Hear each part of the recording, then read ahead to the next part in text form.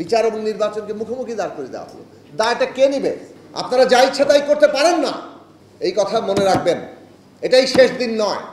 আমরা এই জুলাইকে যদি সত্যিকার অর্থে উপলব্ধি করতে চাই যে আমাদের এই পুরো জনগোষ্ঠীর রাজনৈতিক জীবনে এটা একটা বিরাট বাঁক পরিবর্তন, তাহলে কিভাবে সেটা হলো, কাদের দ্বারা হলো এবং কোন মন্ত্রণায় তারা এই যে জীবন উৎসর্গ করার মতো জায়গায় গেলেন। মানুষের জীবনে কিন্তু সবচেয়ে মহত্তম মুহূর্ত এইটা। আপনি আপনার নিজের জনগোষ্ঠীর জন্য, সমষ্টির জন্য নিজের জীবনকে উৎসর্গ করার মতো মুহূর্তে পৌঁছে গেছেন। এইরকম মহত্তম মুহূর্ত মানুষের জীবনে আর কি হতে পারে? সেই জায়গাটা আমাদের আসেনি। তো আমরা জুলাইয়ের অনেক রক্ষা করতে চাচ্ছি চেতনা, জুলাইকে সবসময় কথা বলছি। এটা অনেকটা 71 সালের মতো হয়ে যাচ্ছে। 1971 সালেরও আমরা রাজনৈতিক ব্যবহার দেখেছি। মুক্তিযুদ্ধের চেতনা, লক্ষ লক্ষ শহীদের কথাও বলা হতো, কিন্তু সত্যিকার অর্থে মুক্তিযুদ্ধের যে আকাঙ্ক্ষা, স্বপ্ন, সেইটাকে আসলে আর ধারণ করা হয়নি। আমাদের শহীদের গল্প হারিয়ে গেছে। আমরা যখন বলেছি যে শহীদদের তালিকা করেন, তাদের তো কোনো ঠিকঠাক মতো মর্যাদা হলো না। সেই জায়গায় আমরা দেখলাম যে আজকেও একই ধারায় মনে হচ্ছে যাচ্ছে। এইসব দিক থেকে মনে হয় যে নতুন বন্দোবস্ত হচ্ছে না, বোধহয় পুরনো বন্দোবস্তই ধীরে ধীরে ধীরে আবার শক্তি অর্জন করছে। মানে প্রথম ঘটনাতেই এই জায়গাটা দেখা যাচ্ছে।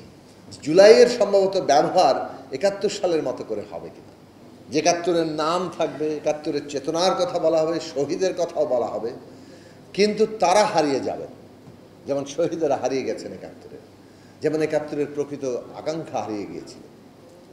তো এই রকম জায়গায় আমরা যাতে না যাই, বিচার এবং সংস্কারের ক্ষেত্রে আগেকার তুলনায় অনেকটু এগিয়েছি এবং সেটা কন্টিনিউয়াস একটা প্রেশার আছে।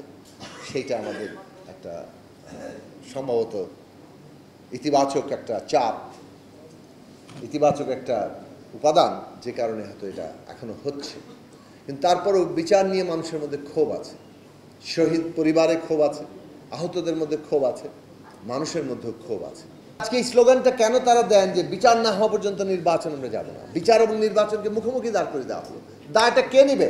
কেন বিচার এবং নির্বাচন মুখোমুখি হবে? একটা দেশের এখন রাজনৈতিক উত্তরণের জন্য নির্বাচন অত্যন্ত গুরুত্বপূর্ণ একটা বিষয়, কিন্তু সেইখানে বিচারের ব্যাপারে যে জায়গায় আমরা আছি, সেই কারণে এসে নির্বাচনের এটা করা হলো। তাহলে অনেকেই খুঁজবেন এখানে কি কোনো উদ্দেশ্য আছে? সতর্ক থেকেন এবং প্রয়োজনীয় পদক্ষেপ নেন। সংস্কারের প্রস্তাব বাস্তবায়নের জন্য নির্বাচনটা একেবারে অঙ্গাঙ্গিভাবে প্রয়োজনীয়।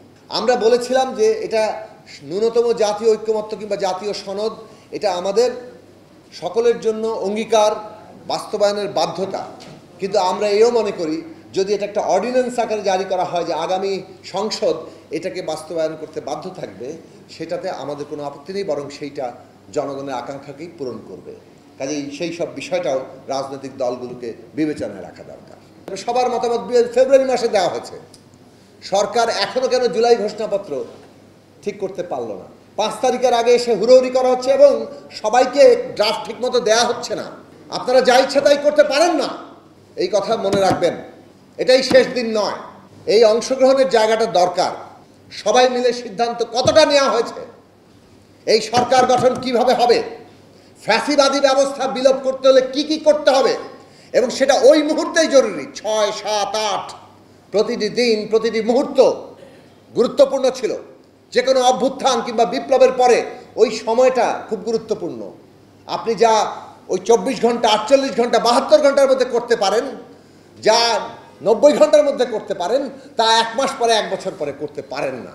সুতরাং ওই মুহূর্তে সকল আন্দোলনকারী শক্তির মতামতের ভিত্তিতে করণীয় ঠিক করার জন্য যে প্রয়োজনীয় বসা, সেটা বসা হয়নি। এমনকি অন্তর্বর্তী সরকার গঠনের পরও অন্তর্বর্তী সরকার রাজনৈতিক পক্ষগুলো নিয়ে রাজনৈতিক গতিমুখ কোন দিকে হবে সেই বিষয়ে কথা বলেনি। 13ই আগস্ট তারা প্রথম ডেকেছেন 15ই আগস্টের পরিণতি কী হবে সেটা নিয়ে আলোচনা করার জন্য। আমরা বলেছি রাজনৈতিক কাউন্সিল করেন, জাতীয় রাজনৈতিক কাউন্সিল করেন, আপনারা সেটা করেননি।